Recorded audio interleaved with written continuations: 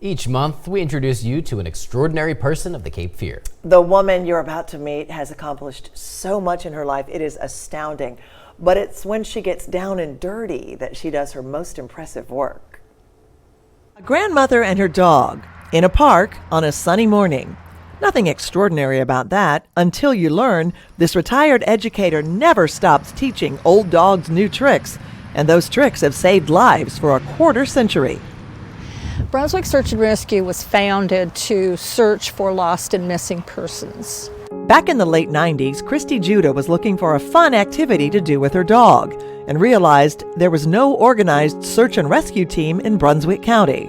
It was a time when the females were breaking a lot of new grounds, and so it was just one more for us. She did some research, got advice from state and national search experts, and put an ad in the paper. 30 people showed up, and so it began. Being an outdoors woman, it was not a leap to get into the woods and find my way around. She learned and perfected techniques and trained her volunteer teammates in the proper way to lead a search and rescue mission. To date, she's been on more than 400 calls.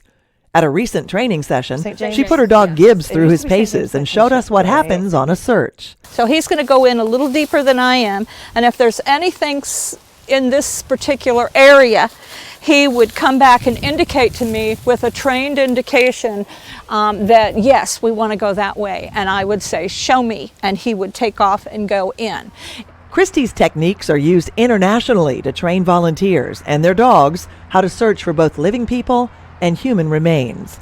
The dogs use their remarkable sense of smell and can track for hours. When they make a discovery, it's clear. 3 for 3, she's good. I mean, she's been doing this quite a while, and Lucy's good. The pros say canines can cover 25 times the amount of space that a human can, especially when that human is carrying tracking tools and wearing a heavy 24-hour survival pack. A new recruit to the team, Brian Smith, already heard of Christy's resume. Do you know the history of Christy? I do. Very impressive.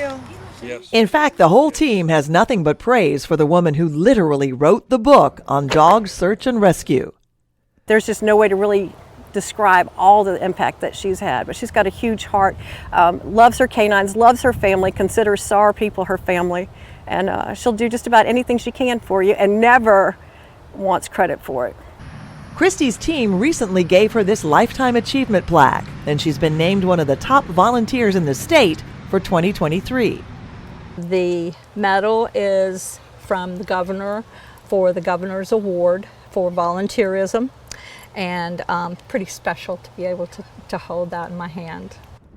But her favorite thing to hold might be her dog lead, knowing that even in retirement, she's helping serve the community she loves. It's a good feeling. It's a feeling that you don't get, and I would encourage everyone to volunteer in their community in some form or fashion and give back. Christy and Gibbs are moving forward to focus on family, leaving a legacy of extraordinary service for those who follow in their footsteps. This way.